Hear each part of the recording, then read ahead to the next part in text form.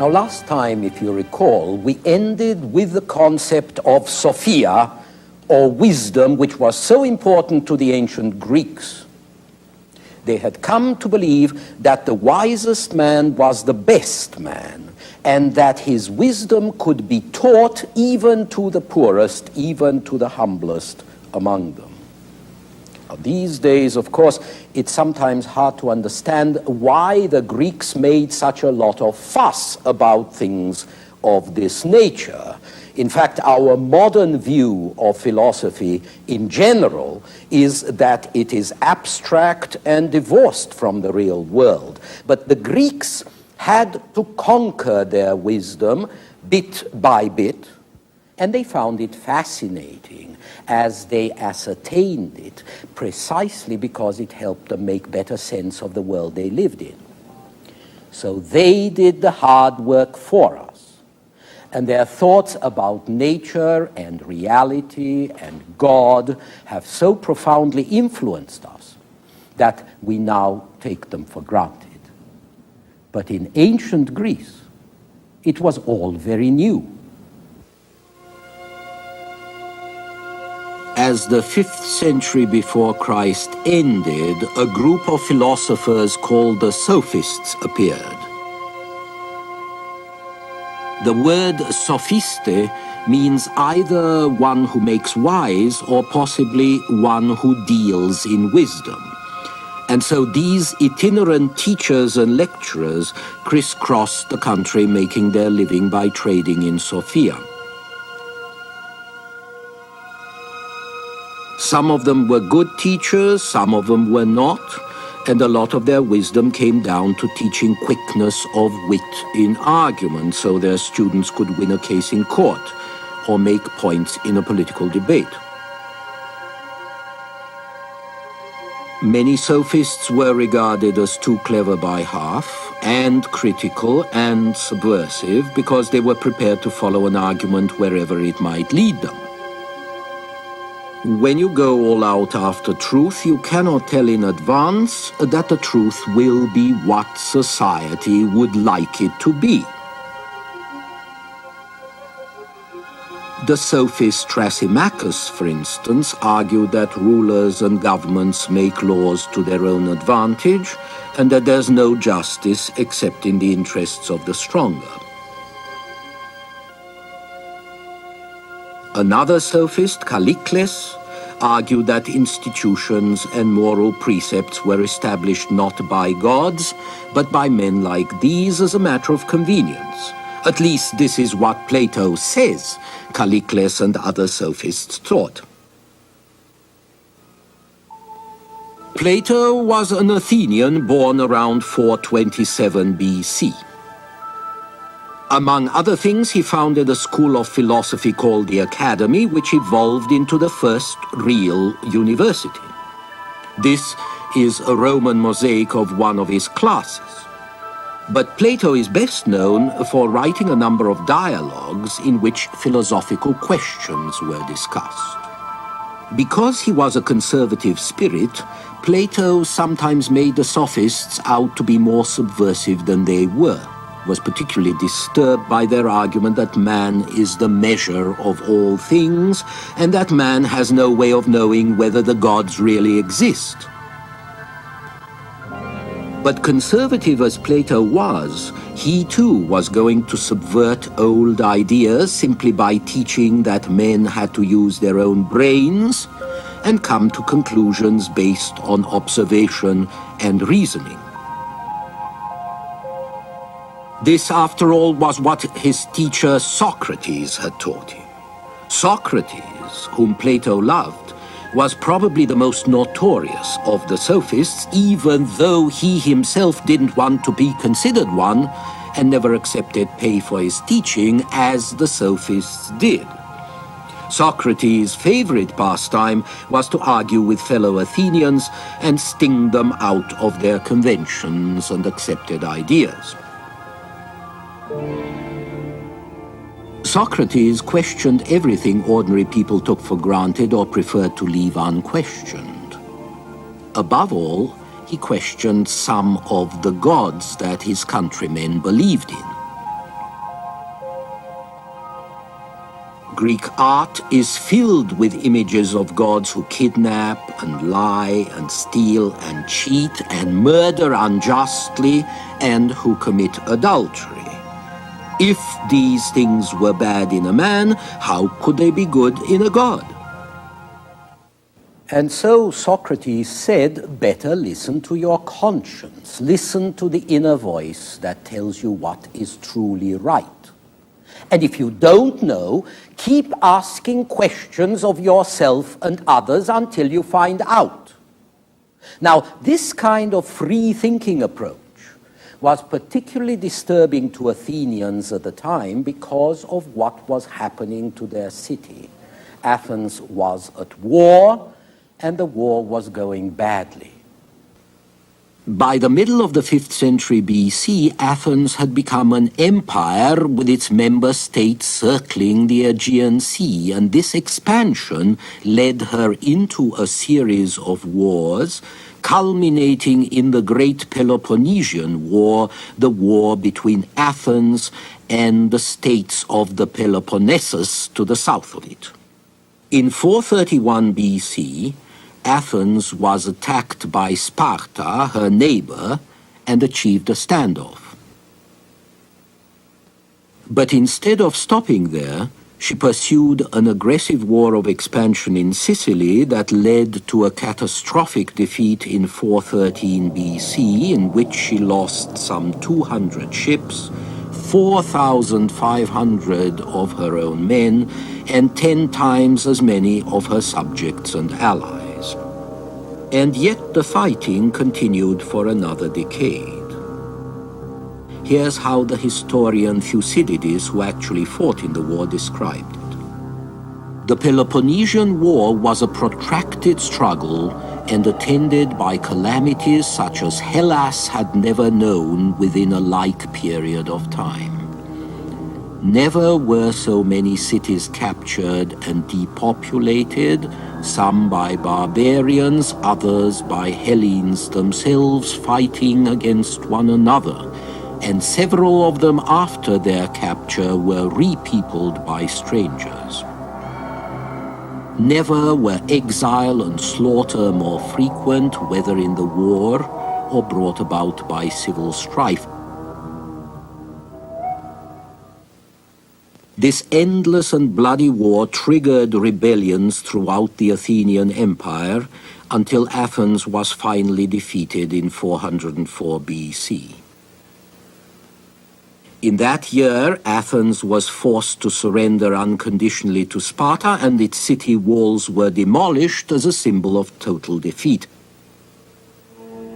Yet here, in the midst of utter disaster, the Athenians were being told by this poisonous old man Socrates to question everything at a time when most people wanted only to lick their wounds, not pour salt in them.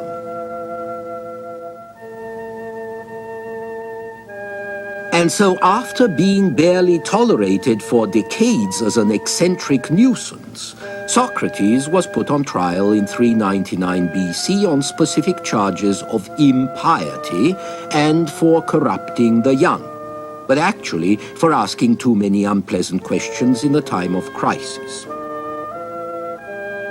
This is an 18th century version of how it all ended. Convicted by a very close vote because he wanted to be, Socrates was offered exile but preferred a sentence of death by poison as a martyr to free inquiry. 300 years after Socrates' death, Cicero, the Roman philosopher and statesman, Cicero said that Socrates had brought philosophy down from the heavens. But by wresting it away from the gods and bringing it down to earth, Socrates also helped precipitate a crisis in Greek religion. You might broadly define the crisis as a questioning of civic religion. Each polis had its civic gods and its civic laws, and worshipping the ones and obeying the others was part of being a citizen, part of being a member of the political community. But neither the gods nor the laws had much to say about morality, about real justice, let alone about the soul or what happened to the soul after death. And those were precisely the issues that Socrates and the other sophists were most concerned about. Is your first duty to civil law or to your conscience? If public and private duty clash, what are you supposed to do? Which is more important, the individual or the state? None of these questions has an obvious answer. The novelty was that they were being asked at all. And once you start asking questions, it's very hard to stop. You might even end by questioning the gods themselves. For instance, the sophists argue that if these traditional gods, like Athena, are inextricably linked to the city and their worship is linked to the laws of the city, then the gods must vary from city to city because different cities have different laws. Which means that gods like Poseidon here have only relative importance and no absolute validity, and what kind of god is a relative god?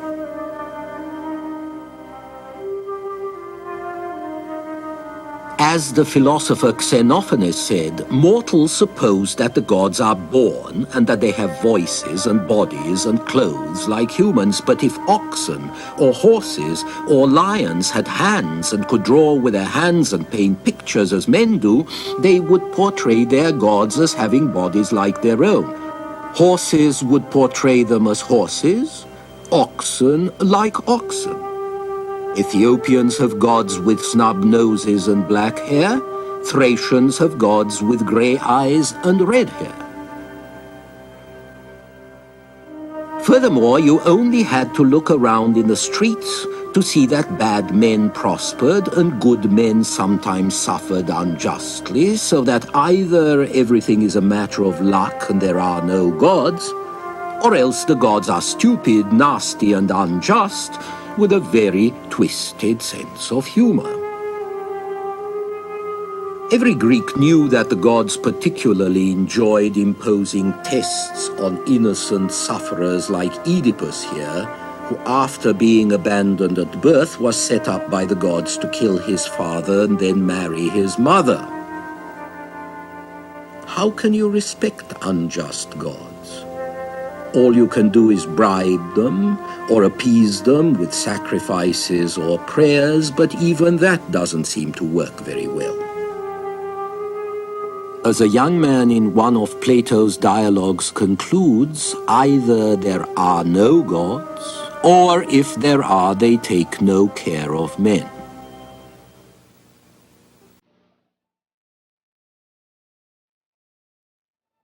Another set of difficult questions had to do with the order of the world. Greek philosophers of nature, called physicists, had been trying to answer the riddle of creation since the 6th century BC.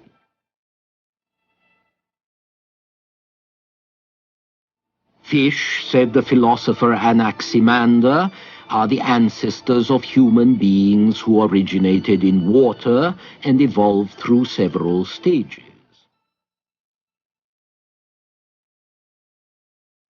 Xenophanes, who died in 475 BC, noticed fossils and pretty much understood what they were.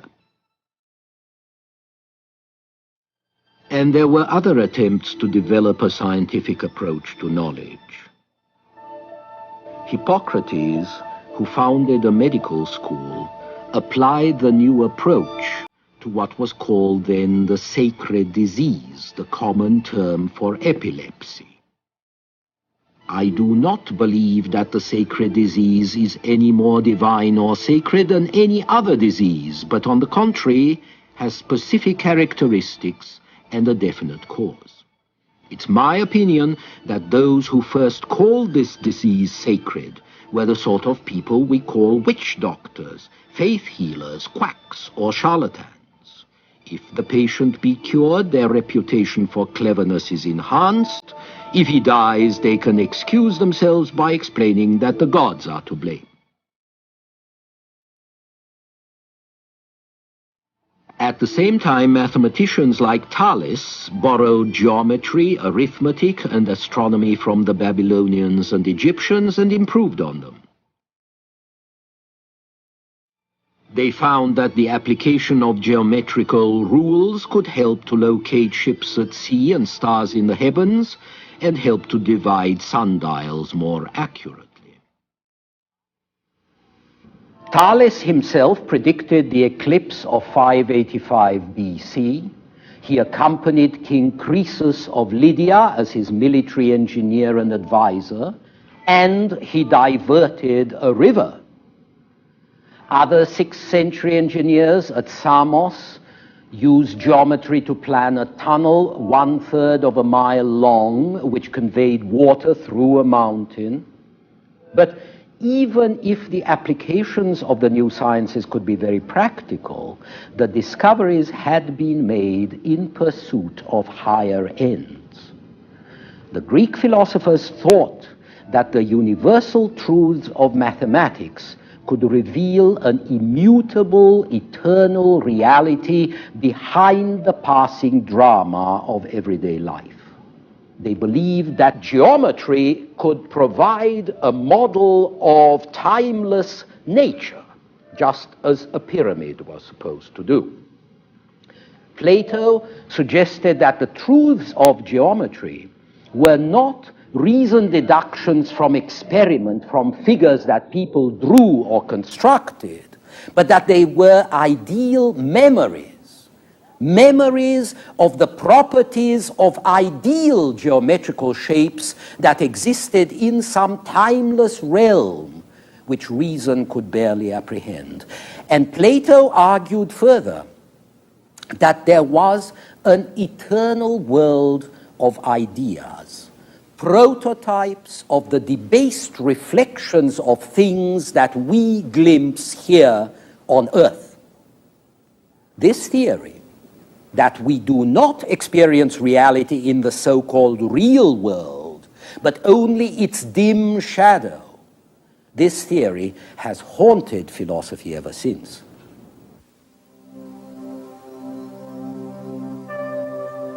At the same time, the physicists were also asking what was behind life. Did everything start with fire, or with water, or with some other material element? Thales thought it started with water, which by successive evolutions became the other elements.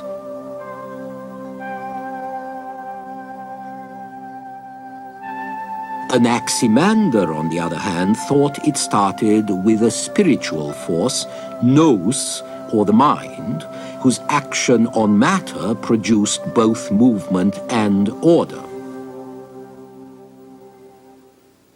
From this idea, there grew a tradition which regarded this first principle, or if you like, this prime mover of life, which regarded these as divine, in fact, as God, a cosmic God who wasn't just responsible for the creation of things and their order on earth and in the skies, but who stood for the ultimate truth, justice, beauty, goodness, harmony that you could not find on earth, and that you could not find either among the traditional gods on Olympus.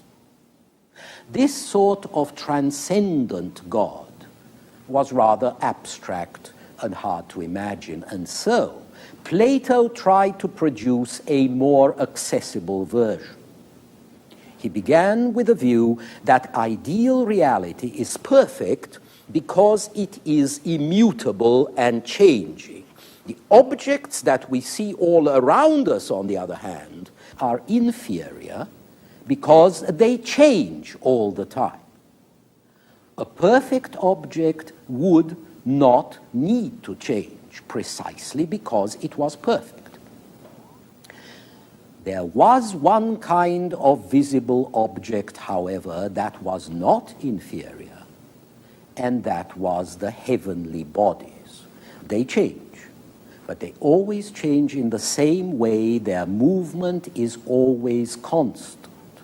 To Plato, such regularity, such constancy were very special, and they couldn't have happened simply by accident. They presupposed a moving soul endowed with mind. Therefore, Plato reasoned, there must be a divine mind that moves the heavens, and this mind is God.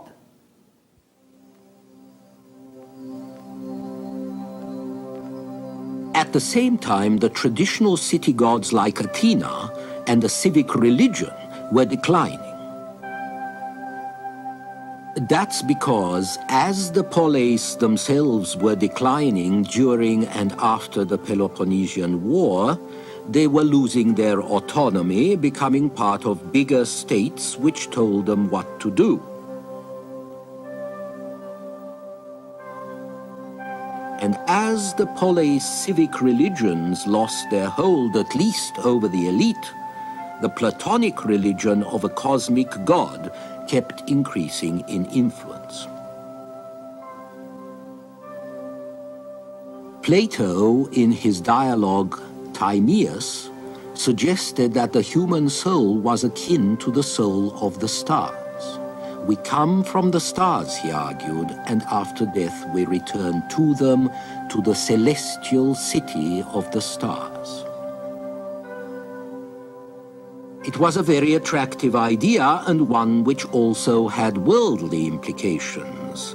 Because if there be such a place as the celestial city, and it would have to be a city because where else would civilized people live, then why should we not conceive its counterpart on earth? Less perfect, naturally, but still something for the wise, educated man to strive for. And this became the prototype for what we now call the ivory tower. Whereas once a socially active life was the ideal, now the ideal becomes escape to the contemplative life.